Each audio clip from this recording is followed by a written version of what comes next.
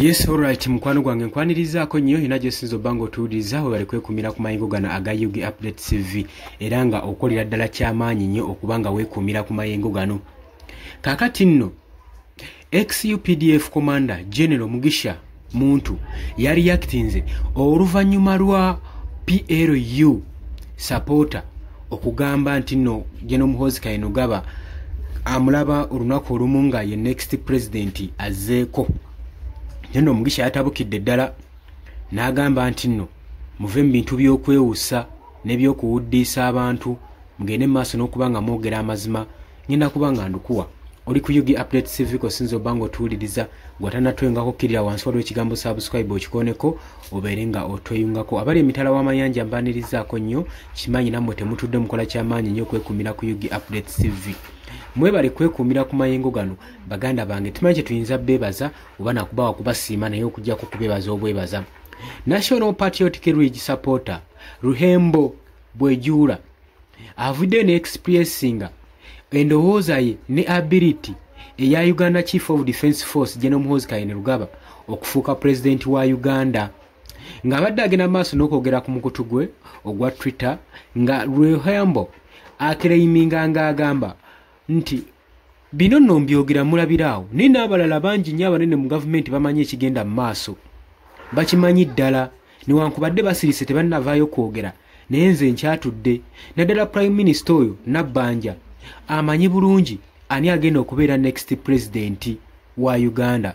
Mugende mu mukazeekaze mulabe agenze maaso n'okumulumiriza nti Prime Minister wa Uganda Nabbanja amanyi next president agenda okubanga addako. Tetumanyi nsonga omuwagizi ono ekimusindiikiriza okubanga asobola okwasanguza ebyamawe ebiti kitegeeza ki eri mu parliament oba mu gavumenti waliyo enteekateeka ezigenda maaso n'okukolebwa nga ffe tulindiridde kalulu ka 2026 kutuuka abasajja bayinza okuba ekintu bakikwata mudda oba nasinakiini ng'aliwo olukwe lw'okuwamba obuyinza oba okulangirira Muhoozi Kainerugaba yabaddako ng'omukulembeze w'eggwanga.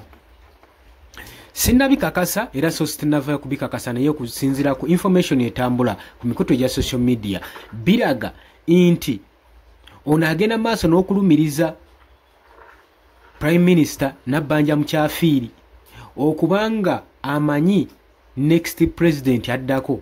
Osobola okikkiriza oba omuwagizi ono yafudde Prime Minister ono nga mulabamu obwannabbi kuba Prime Minister omulamba atandika atya okutegeera ebya future ebijja mu maaso nga n'okulonda tekunnabaawo ate nga ne Muhoozi Kainerugaba yennyini yava dda ku ballot paper tagenda kubanga yeesimbawo. Kati eyo kikulaga ki wogata statement zino ziyina ebirumira bingi kubanga agamba Muhoozi Kainerugaba amulabanga president olunaku olumu nga yaliko ate n'amala n'agamba nti naye ate Prime Minister Nabbanja Mukyafiiri akimanyi bulungi nnyo amanyi president w'eggwanga addako. Kitegeeza ki? Kitegeeza nti nno kino kikulengeza wala nti waliwo olukwe olugenda mu maaso ku ntebe y'obukulembeze bw'eggwanga kennoka enebanga message era y'ensonga lwaki Mugisha Muntu avuddeyo n'akandula ku ddoboozi gwe mukwano gwange ali eyampuliriza. Eno nno post ye gy'akoze edrawinzeewo tension eri bannayuganda bangi era bagenze ku mikutu gyabwe egy'enjawulo okusobola okulaba nga bateekayo engeri y'okwewozeeza kino ekigambibwa nti presidential elections eza 2026 zandiba nga zakwatibwamu dda.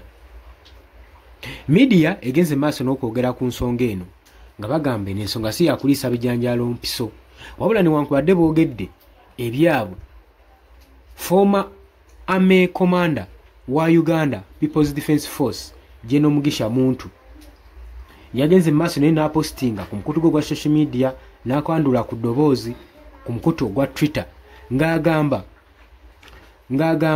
nti tewali muntu n'omu amanyi oyo agenda okubeera president enkya oba amanyi president addako owa Uganda abagambye teri akimanyi.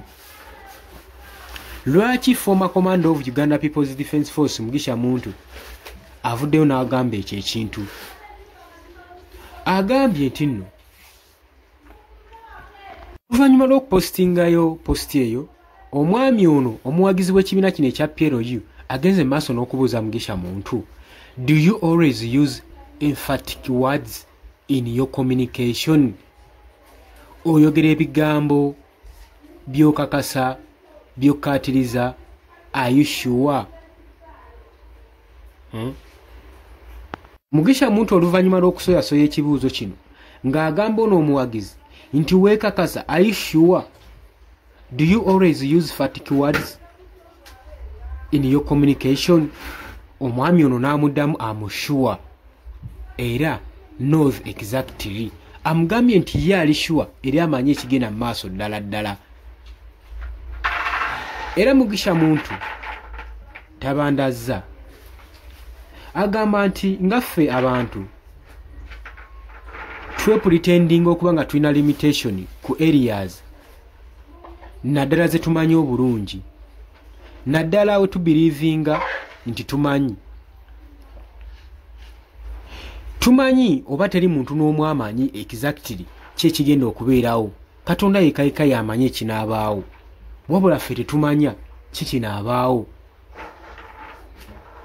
Kati omuntu okuvayo n'agamba nti nno alaba Muhoozi Kainerugaba nga next president addako, kitegeeza aba ayogerera mu nsobi. Mugisha muntu era agenze mu maaso n'okukoola President Yoweri Kaguta Museveni atekinge action eri mutabani we General Muhoozi Kainerugaba ku bikolwa byagenda mu maaso n'okukola. Agamba yandibadde atandika taking actions ku bikolwa General Muhoozi Kainerugaba byagenda mu maaso n'okukola n'okutuntuza bannayuganda, saako byagenda mu maaso n'okupostinga ku mukutu gye gya social media. Jjukira nti nno General Muhoozi Kainerugaba gye buvuddeko yavuddeyo ne yeewaana ng'alaga nga ye we yagenze mu maaso n'okwenyigira mu kikolwa ekyokuwamba Eddie Mutwe era n'okumucunya, era n'agamba takomyeko kokka era mu abagenda mu maaso n'omuleekanira nti nno Eddie Mutwe ateebwe. Eddie Mutwe akyefukira bwefukizi wabula ayina n'omukastratinga agenda nakumulaawa. Bino nno ebikolwa byagenze mu maaso n'okuba ng'akola oba ebigambo byagenda mu maaso n'okupostinga ku mukutu gya social media byaddwebunzeyo tension si ku bannayuganda bokka wabula ne mu western countries naddala UK, US bagenze mu maaso n'okwenyamira ku nsonga eno eya General Muhoozi Kainerugaba n'eddembe ly'obuntu okuba nga likyoboolebwa high ranking officer. Era bwe njogerera kakati ebibuuzo, waliwo ebibuuzo bingi ebyebuuzibwa ku General Muhoozi Kainerugaba. Sigamba nti nno abiinako proof byagenda mu maaso n'okwogera naye ye ebimunyumira byagenda mu maaso n'okwogera, naye bagamba nti nno bino bigenda kubanga biteekawo okuttattana diplomatic relation wakati w'eggwanga erya Uganda saako n'amawanga ageebunaayira. Olowooza otya ku post eno? Gwe oba okitunuulidde Muhoozi Kainerugaba ajja atya okubanga agenda kubeera president w'eggwanga ng'ate ne ku ballot paper taliiko? Ngolowooza ki ekyekwesa emabega wa kino? Nkwaniriza nnyo mu comment section, jangu otutangaaze. Olowooza waliwo oluko olulala gavumenti lweteekateeka kuba omuntu atagenda kwesimbawo ate omuntu omu ava ati eri n'agamba nti amulaba nga president enkya mu kalulu akajja? Bino nno byandibanga birinnye enkandaggo. Oli ku Yugi Update Civic Sinzo Bango otuuliza kutegeeza nti okola kyamaanyi nnyo era bwe bali kwekumira ku mayungano. Mbagala nnyo, tugenda kubanga tukomawo mweraba.